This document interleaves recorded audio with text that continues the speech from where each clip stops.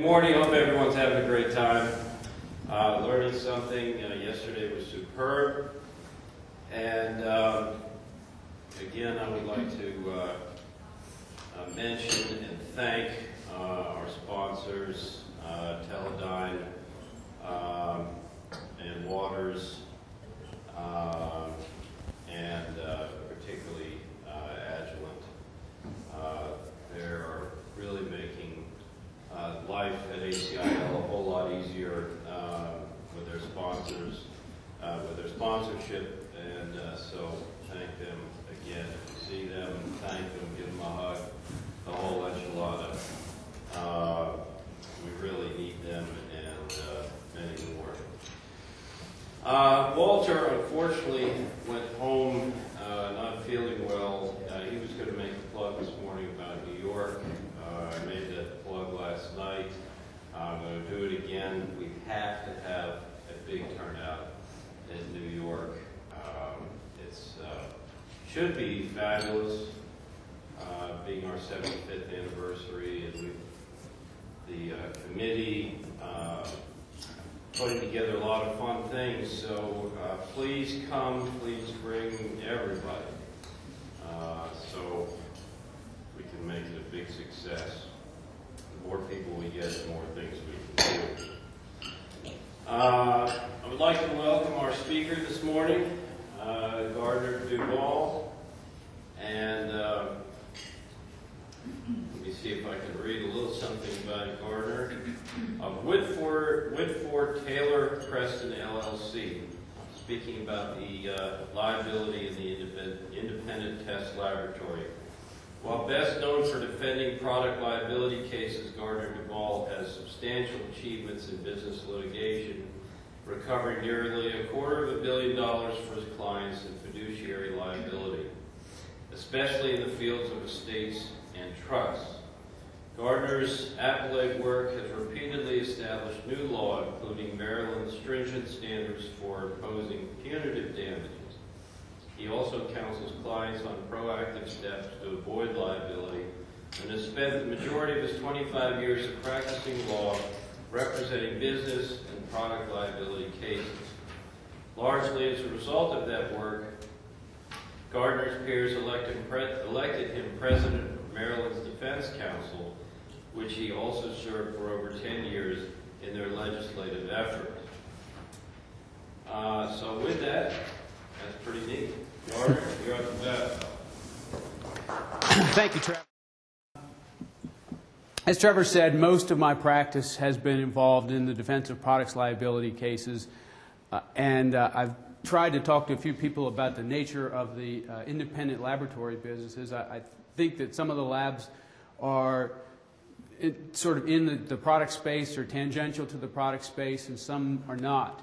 I think that what I'm going to talk about this morning can be helpful to the labs that are not involved in the product space, because products liability is simply a set of specially tailored rules for fault-based liability.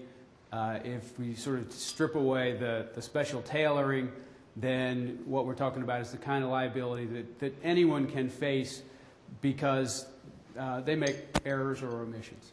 And so what I want to do is talk about what I know very well, products liability, and I want to try to bring that back to your concerns in your businesses. And I also want to, as a morning person, say how much I appreciate you showing up this morning at 8 o'clock. I think it's a really impressive feat for people to get out of their office and turn their brains on anyway at 8 in the morning. So I very much appreciate your attention. Let's see. So we're going to talk about products liability, and I'm going to try to relate that to how the independent laboratory fits both into product safety and product liability. As Trevor's introduction noted, I counsel businesses on how to avoid product liability. I don't just defend them when litigation starts. The real sweet spot is to avoid liability, avoid being sued in the first place. And I think that some of your businesses actually play some role in that. So I want to talk about two famous products liability cases. the Pinto and the coffee cup. And I don't think you can see my coffee cup very well, but that's a McDonald's coffee cup, and it's actually got an exhibit sticker on it. And I think that if we talk about these two cases and try to make some sense of them, and I think there's some good understanding just out in the general public that these are significant or notable products liability claims, that will help us understand what products liability is. So just to back up a second, and I think this is ultimately going to relate well to the business of the laboratories. When people get sued to recover money, there's basically two theories of law that apply. One is contract law. You guys enter into contracts all the time. Contract is simply a set of mutual promises. You do this and I'll do that. And you get litigation when someone breaches a promise and the loss results, and that loss can be valued in money. And then the other kind of litigation is tort litigation. That's where products liability comes in. And instead of mutual promises in a contract, you have a relationship between two parties which creates a non-contractual duty of care. But then the other elements are the same. If there's a breach of that duty of care and it results in loss that can be measured in money damages, then you've got a tort lawsuit. So what I hope to help you folks understand better is this relationship of the parties which creates the non-contractual duty of care. And to simplify products liability, and it really isn't all that complicated, products liability is imposed when a product is not reasonably safe for its intended use and for foreseeable misuse. And a seller of products is liable to consumers for products which are not reasonably safe and which therefore cause bodily injury. Now, this reasonably safe thing is, I think, something that really might have an interesting interplay with how laboratories do their business. And so I've got two questions for you. One, has anyone ever approached you to test something and tell them whether or not that thing is reasonably safe? And two, do you do business with consumers? And you could always say that the other party in your contracts is the consumer of your services, but we're not talking about consumers in that sense. We're talking about people that use products. And I think the answer to my first question is no. People don't come to you and say, well, is this reasonably safe? They, I think, come to you and say, you know, does this meet this parameter? Is it fit within this benchmark? You, I believe, deal with bright lines, even if you're, someone was telling me about doing some air sampling, you know, even if the question is, you know, how much asbestos is in an air sample? Well, it's so many fibers per milliliter, I think, is the measure, and then the lab might go on to say, well, that's in excess of the permissible limit or not in excess. But in all events, as I understand your business, it's sort of very quantitative. You know, it's this many ohms or this many volts or this much temperature or any of the other, you know, infinite parameters that you folks might test for. And nobody has this squishy sense, well, is this reasonably good? Is this reasonably safe? And so, you know, you guys don't have to be silent while you're doing this. I mean, does this kind of sort of put you off that instead of saying quantitatively what is this or how does it perform, someone comes and says, well, here's a very non-quantitative parameter of reasonable safety. Does that make sense to you folks? Okay. So let's talk about the Ford Pinto. Quite a car. Quite a car. I tried to figure out how to sneak a picture of my bicycle into this presentation, just because I really like my bicycle, and I couldn't figure out how to do it. But we got some pictures of the Ford Pinto here. And it was a cute car with a real problem. How many folks remember the Ford Pinto and its problems? Okay, right. you're just giving us an age test. And quantitatively, I passed the test too. So in the early years, Ford was making these things, and they just had this nasty habit of going up in flames in very low speed collisions. And so let me point out something to you about that scenario. Ford didn't build this car to crash.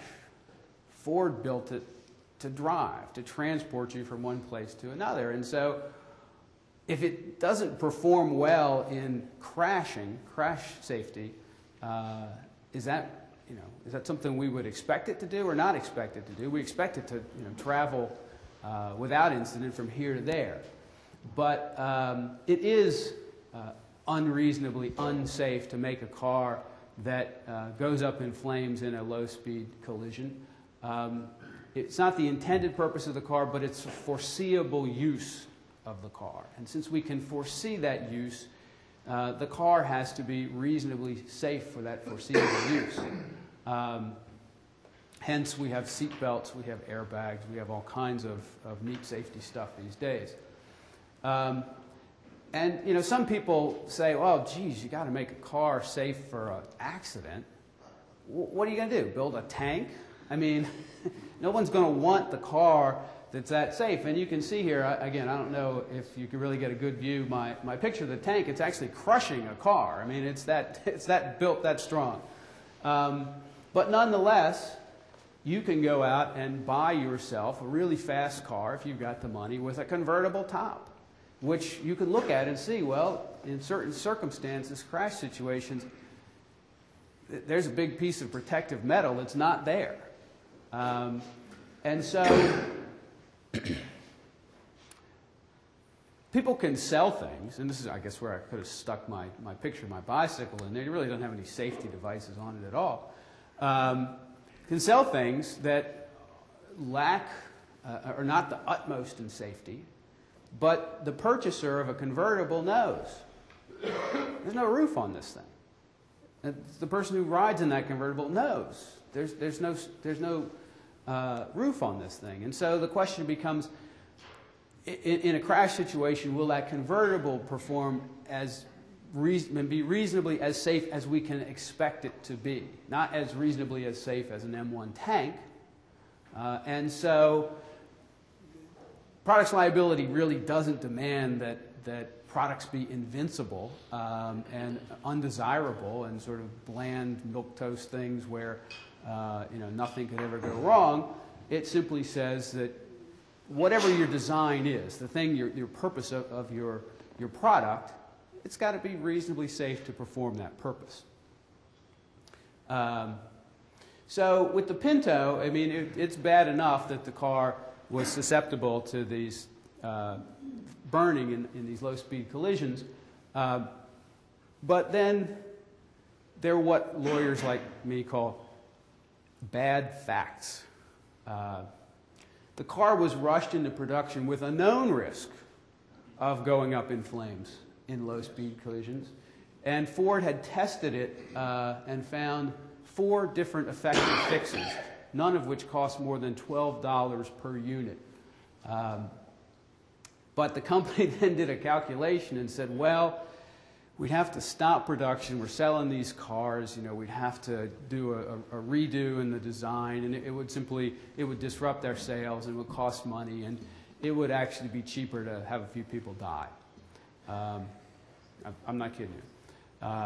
They used to say back when railroad liability was a real problem, the railroads would say it's cheaper to kill them. And so the company miscalculated that it was not cheaper to let a few people die because their product's liability was just sort of off the map. And in no small part because it had done this analysis and this calculation, and it looked very bad for Ford to have come the decisions that it made. So just to recap, it's got to be reasonably safe in a low-speed collision, which you can expect to happen. And product manufacturers really need to avoid that bad fact scenario. because then you can really get in a lot of trouble if you're doing that kind of work. So I think that everyone can sort of understand why Ford's liable for the Pinto. People have a lot of trouble with this case, the McDonald's case where the hot coffee gets spilled. And, you know, again, I mean, let's have a show of hands awareness of this scenario. Right, so everybody knows about it. Everyone's probably got an opinion about it. I'm not sure that a lot of people necessarily know all the facts. And so it's worthwhile to sort of dig into the facts and how this came about. At the time of the accident, McDonald's was serving coffee at 180 degrees Fahrenheit. A quantitative measure. It was not, you know, it's just, you know, hot enough, too hot. No, it was 180 degrees Fahrenheit. And they would take the stuff and they'd literally hand it out the drive-up window to people in cars. Something that hot, a liquid that hot, can cause third-degree burns. And a third-degree burn is the burn that goes through every layer of your skin. It can cause that burn in a matter of seconds. And it did to Ms. Liebeck, who I think was in her mid-60s. Caused her really severe injury. I think she got the coffee in the car. She wasn't driving. Her son was driving the car. And she spilled it. And she spilled it in her lap and caused severe burns. And what she wanted from McDonald's was to settle her claim of liability for what it cost her to get skin grafts. And this is long enough ago so that she apparently got skin grafts for $10,000.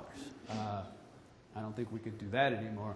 So she wanted McDonald's to pay her $10,000 medical bill for the spill of the hot coffee. And McDonald's had many prior complaints that the coffee it was selling was really, really hot. So, again, the question about this coffee, is it reasonably safe? And it is as reasonably foreseeable that beverages will spill onto people's skin as it is that cars will get run into. You know, I mean, hopefully nobody spilled any coffee this morning, but it certainly can happen. It's known that 180-degree coffee will cause third-degree or other severe burns really fast. Question, this goes back to our convertible or to my bicycle. Is there some functional reason to serve the coffee that hot? Because if it's not, then the question is, well, why do it? And when the case was tried, McDonald's offered some commercial reasons for it, but the reality is you can't drink 180-degree coffee. It causes third-degree burns, and it'll burn you like that. And so they were selling something that was actually dangerous, that anyone would know could cause some harm. And there's a good question is, well, why do that? What good reason did they have? And I think the reality is they really didn't have a good reason to do that. This product's liability, and this case in particular, runs into people's sense of personal responsibility. So Ms. Liebeck, she spilled a cup of coffee. Why shouldn't she be personally responsible? Okay, it hurt her, but why does her spilling coffee get passed on as liability to McDonald's? And of course, you know, that's a very fair question. And it would be one thing if we said, well, she ruined her clothes. Okay, that's fine. She can take personal responsibility for the spill. But the reality is, when you get a 180-degree cup of coffee in a cup to go,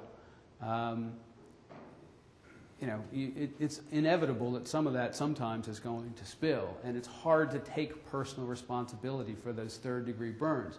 McDonald's can prevent the accident from happening by selling that coffee at a more reasonable temperature. The consumer really has, you know, limited means to prevent from time to time that accident from happening. Every state has some rule about what to do when the plaintiff is at fault, when Ms. Liebeck is at fault for spilling that coffee. In most states, what happens is there's a proportionate reduction in McDonald's liability. So whatever McDonald's liability might be, we'd say assign a percentage of fault to Ms. Liebeck and just reduce the top line by that much money. A few states simply say that if the plaintiff's at fault, they don't recover. Done, case over. And I don't know in the end how this affected McDonald's liability for the case. It was a verdict, I think, it was a 7-figure verdict, and I believe that the courts substantially reduced it. It's still a 6-figure number, but nowhere close to a 7-figure number was McDonald's liability for that. So hopefully at this point you have some sense of how this notion of reasonable safety, this non-quantitative, how do we figure it out kind of thing, actually gets figured out in my world and in the world of people who you may be doing business with. There are 3 actual phases of the liability question. There's the product design, there's the product manufacturer, and then there's a warning.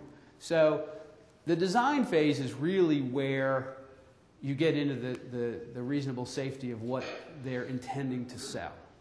And I understand that some of the labs are probably doing some pre-production testing, again, quantitative, but the manufacturer is trying to figure out, I believe through the use of your laboratory, whether or not the design or the prototype that you've got your hands on is fulfilling the parameters that it has set out, and some of those parameters might be safety oriented.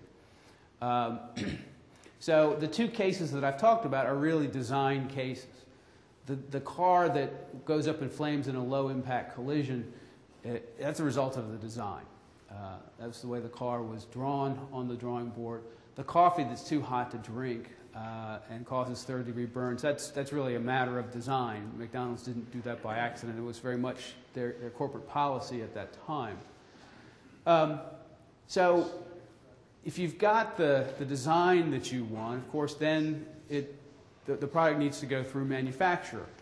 And so when we talk about a manufacturing defect, what we're talking about is really deviation from specification. Okay? The design, it was fine, but when it got built, it isn't what was. It didn't meet the specs. It didn't meet the parameters, and So in this case, yeah.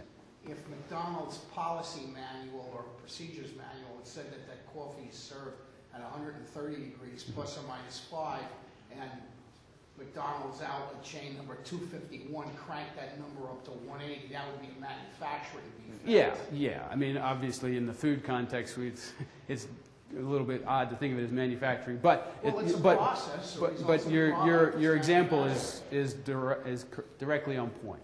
Yes, that's a deviation from specification. And again, I think your labs, some of you may actually be doing some testing of as-built products, maybe for quality control purposes for manufacturers or sellers. And then there's the warning phase, and the question there is there information about the safe use of the product? Now, while you take in this sign, this picture, let me just tell you something about it. You know, when you see things like this, caution, sidewalk slippery when icy, you wonder, I mean, that's staged. I mean, somebody photoshopped that. No, I took that picture myself. I was walking into another hotel in January, and I saw this sign, and I thought, I got to have this for my collection. So it's an example of, you know, I think what we all see as really crazy kind of information, crazy kind of warning. It's completely useless information. Bridge ice is in cold weather first. Well, what does that mean? I think the information that's intended to be conveyed there is you're driving along on surface roads and it's not icy. And so you may think, well, it's not cold enough to be icy, and you hit a bridge deck and it's a different temperature because the water underneath is causing. I think that's what that's about. But you know, it's maybe a case of information information overload too. And a good example of that, in New York State, they used to have fallen rock zones, caution fallen rock Right. zones. And when somebody got killed by a fallen rock, they removed all of them and they scaled back the mountain so you don't have fallen rock zones. So the state knew it was a dangerous situation there, and they corrected it, but they warned the public, well, when a boulder comes off a mountain, what's the guy across supposed to do? I always wondered about what to do with that In information. New York State, they actually removed that. They Huh. removed all the signs, they scaled back the mountains. Well, how about the extreme case? You go to Toys R Us, it's Halloween, and there's a Batman cape, and it has a tag sewn in it, warning, this product will not enable the wearer to fly. Okay? I mean, it's crazy stuff.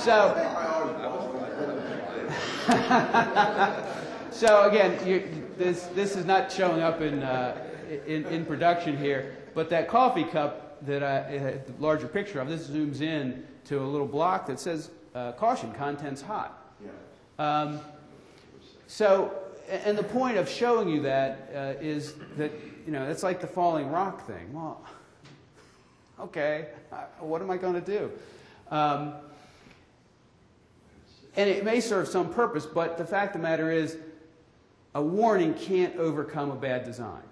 Okay? A warning is an adjunct to a good design. Here's a good, safe design. Now here's how you safely use it. You can't take a bad design, and you can't put a placard on the dashboard of your Pinto that says, caution, don't get rear-ended. It's not information that does you any good. So you have to, design and warning go together. They're just two, they're like a hand and a glove. And the manufacturing piece is completely different because it's, as we say, a deviation from specification. So let me try to bring this back directly to your business as I understand it. Products liability is a type of tort which applies special considerations to general standard of care. So again, if you're not in the product space, you still have a general duty of care to certain persons. General considerations of due care and reasonable safety govern non-contractual liability, whether or not products are involved. And your clients may be using you for design or for quality control. They may not come to you and say, and they probably don't, I think, come to you and say that that's necessarily what they're doing. They've got design parameters, and they want to know whether or not the prototype or the production unit actually fulfills those parameters. So your clients may need benchmark performance data, but reasonable safety I don't think is really a question of benchmarking in the way you do your businesses. So labs should not have product liability. Okay, it really shouldn't. I've never heard of it, and conceptually it really shouldn't happen for two reasons. One goes back to the nature of tort. It's a matter of relationship between the two parties, the injured party and the person who's allegedly at fault. Your labs don't have a relationship with consumers, end product users. You just don't do business with them. And you're not designing, and you're not making products. Now, I mean, if I'm wrong about any of that, you guys speak up or stick it in your hat and think about it. But I feel fairly confident that you don't have a relationship such that anyone would say, you owe me a duty of care. That is to say, a consumer of products would say that. And you're not designing that product, and you're not making that product. So you really shouldn't be in the product liability space. There's a question there. You may, as the end of the test, say, you should change this because we know it might go out of spec and therefore run away wild. Then you ask them to sign something that says, you will do that in your manufacturing process, but then they don't. Does that still cut off our liability? Yeah. Because we knew about it. They knew about it.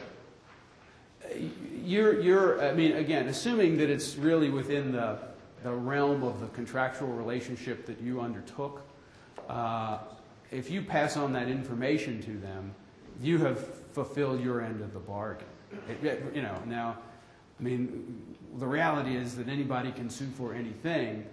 I think it's very hard for a consumer to reach back through that transaction.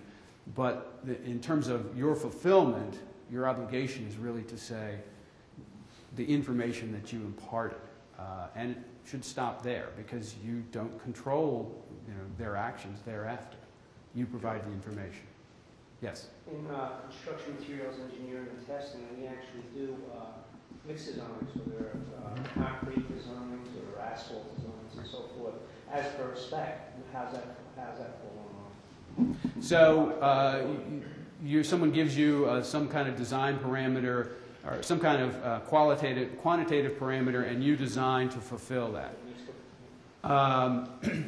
Again, I think that this is really the point that I'm trying to drive at with this slide.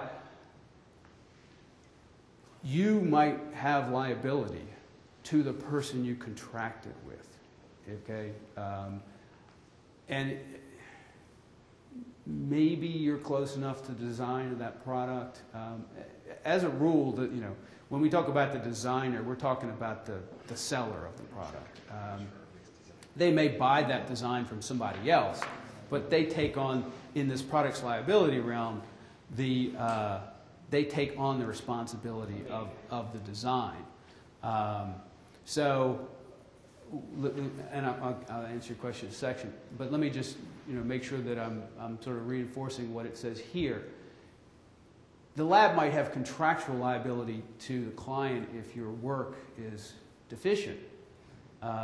And of course, that conceivably could result in product liability for the client. Your risks, as I perceive them, and again, the closer you get to the design, the closer you get out of closer you're getting to this whole realm that I've been talking about.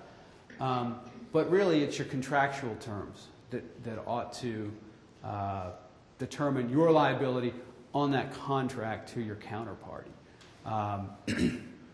And your contracts might be silent. I think if your contract is silent, you should assume that your errors and omissions will result in contractual liability to your counterparty. Contracts can include risk transfer. It can transfer risks in either direction. And so it's conceivable, and I have no idea what your contracts might look like, that the lab's contract says, we agree I have no liability, and my counterpart agrees to indemnify me for any liability that might flow to me. I don't know if you can get that term. Sometimes you can. It's good if you can get it. It's very good if you can get it. And it is also conceivable. It really doesn't make much sense, but it's conceivable to transfer risk in the other direction as well. It makes no sense whatsoever for the labs, just in terms of accepting liability. But it's conceptually on the game board to transfer risks in either direction in your contract. You had a question. I was just going to ask you, like in contrast, then, if a lab is internal to the company, does that change the liability? Because we always talk about being a third-party lab. Right. As providing this independent decision. So our decision is no bias. But then does that change the liability then? So an internal lab, say an internal lab does a test. They say it's safe, or they say it meets these parameters. Right. Does that change? Is there a different burden when it comes to liability then? I don't. Liability. So say I think that if I'm defending a case, and it certainly can be an issue. Did you do the testing? Okay. I mean, if you didn't test at all, you don't have much to defend, probably. The part of the manufacturer's responsibility in all of this is to actually figure out that it's reasonably safe. You can't avoid liability by failing to undertake the analysis. If you fail to undertake the analysis, then it really doesn't matter. That the knowledge that the analysis would show is going to be imputed to the manufacturer. So to get to your question, I, as a defender, would prefer that the manufacturer had used an independent laboratory just for the bias issue. It's credibility then? It's absolutely a credibility. There's no contract involved with the internal laboratory. That's right, and Not, just as an that's set up. Well, There are independent laboratories that are accredited, there are captive laboratories that are accredited as if they're independent, if they can show that there's an arm's length transaction. It's not uncommon in those circumstances for a lab that's internal to actually bill at external prices its parent as if it was somebody on the other side of the country. And if there's no effective control, you could show that they're independent.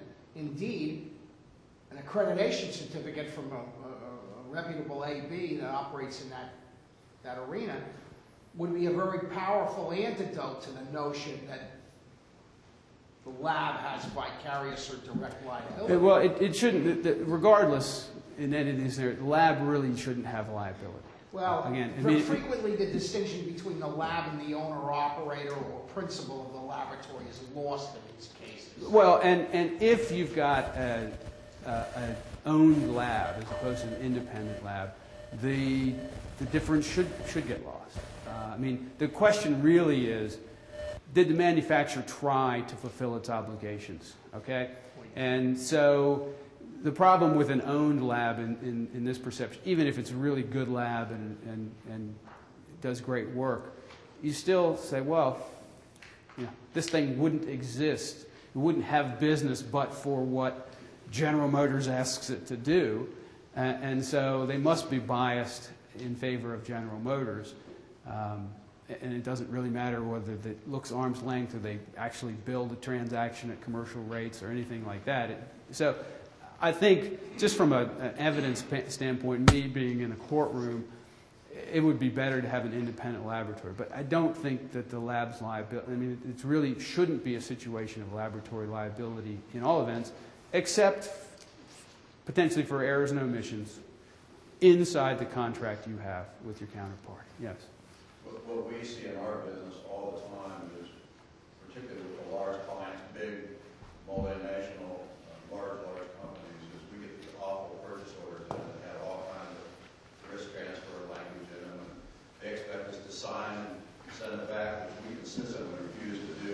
And we lose some work over it. But Right. Well, that's what we see. And those big companies, they're just not flexible about it. They want us to be responsible for pretty much whatever happens. They rise it out of the work we do, whether we're negligent or not. Right, and I mean, it seems to me that is the dilemma of everyone. You know, it's the lab's dilemma and lots of people's dilemma. Someone comes to you with a lot of business and they want this onerous risk transfer, and you really don't want to do it, and you just have to make a commercial decision. You know what to do about that. You know, they just have a lot of bargaining power. Well, risk is a commodity in the same way that hog bellies are a commodity. If somebody wants me to ship on board a bunch of risk, I'm going to say, fine. There's a price tag associated with that. Now you, sir, have to decide whether you're willing to pay the price. And again, it's just a series of commercial decisions that you got to go through. But that's what's happening in terms of the risk transfer and where it's coming from. Yes. And I've always wondered how much risk can they actually transfer, though? Because do they? I mean, when even if you sign stuff, would the court uphold that? I mean, It can be in millions. Right, and the answer to that question conceptually actually varies from state to state. You know, with 50 states, we have 50 different state law. I'm in Maryland. Maryland is very. It depends upon the court's attitude towards what they call the sanctity of the contract.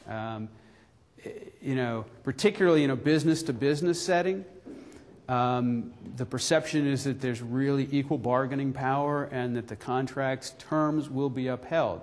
Now, if you're in a consumer setting where basically there's lots of protections on the consumer side, because you know you go buy something, you open up the box, and here's this statement basically saying, you know, you've transferred all of our risk back to yourself. Well, you didn't know that when you bought the product, and that won't be enforced. And I can say in some states will say it's against our public policy for say your counterparty to transfer their risk for negligence to you. There's no reason. I mean, you know, the only conceptual reason is they'd like to do that, and so Maryland has a case on point that says, yeah, you can do that. It's a commercial transaction, sanctity of contract, it's enforceable. Some other state may say it's against public policy, it's not enforceable. Yes, Mike. How much does the standards and the efficacy of certain standards get called into question during these cases? Because we evaluate things against standards, industry standards. How much protection does that give the laboratory that's operating in this space? They get a sale in these cases? There certainly are instances where the industry standard is called into question. Again, it's a matter of bias. But typically the question would develop like this. Someone would say, the plaintiff would say, the product hurt me because it wasn't reasonably safe. And the manufacturer would say, yeah, it was reasonably safe. We manufactured it to this standard. Industry standard, ISO standard, ANSI, UL, whatever it was. The plaintiff is free to say, well, you may have fulfilled the parameters of that standard, but it's not a reasonable standard. It's not a reasonably safe thing. So it's not an absolute defense. It's frequently what the company has to offer in terms of its own good conduct and reasonableness. We went out, we saw what the standards were, and these could be regulatory standards too. The fulfillment of regulatory standards isn't necessarily going to insulate the manufacturer from liability. So the plaintiff can always question whether or not that standard's good enough. We often advise our clients which standards apply. Right. So we get in the chain of fault or something. That's a little touchy. This gets down to the general duty question of the lab. There's two classes of customers: those that are sophisticated in respect to what it is your lab does or could do, right, and those that are not. We've all had customers who walk in and say, "I need to sell this thing in Bolivia, Brazil, and Botswana. Right. What do I need to get to test in order to be legal for sale in there?" If I fail to tell them that there's an applicable test for Botswana, I created an error and/or an omission, right, and I'm liable under the E&O issues. But under your contract, right, and maybe even through some public policy thing for negligence or gross incompetence. Depends how bad the problem is. But certainly, I don't carry any vicarious liability because he designed this coffee cup so that it would explode when the 180-degree coffee is poured. No. And the correct answer is that the assignment of obligation by law is always going to go on the manufacturer. Okay? And again, someone would, in order to sue the lab, would have to know that the lab was in fact involved in that way. And it gets back to the issues that I started with. The lab doesn't have a relationship with the consumer, the person who's using the product. In fact, in your scenario, if you advise poorly about what the applicable standards are, that might ultimately result in liability for the manufacturer. But it's the manufacturer that really has the responsibility for getting it right. They can go get advice internally, externally, wherever they're going to get it from, but they're the ones who have the legal obligation to get the right answer. And I think that the next step is, if they were to say, the lab gave me the wrong answer, they travel back through their contract and say, you breached your contract and you're liable to me on that breach of contract. But really, and it is, I'm sad to say, just as we talk with reasonable safety, not benchmarks and parameters in this realm, it's hard to come up with an absolute answer and say, well, a court would never allow the consumer to reach through to the laboratory for the laboratory's errors and omissions. It's certainly, again, I'm not aware that it's ever happened, and it really doesn't fit into the parameters And again, you know, if it's bad facts matter. I mean, if for some reason we could say it was an egregious mistake on the part of the lab, you know, it's just a matter of sympathy. Some court might say, well, you know, it was really a bad mistake, and yes, you're going to get stuck with that liability. Shouldn't happen. It really shouldn't happen, because the law already has assigned that responsibility to the manufacturer. Well, that's what I had to came to say, and I hope it worked for you folks. It's certainly been my pleasure to meet you and speak to you, and I want to thank you very much for having me.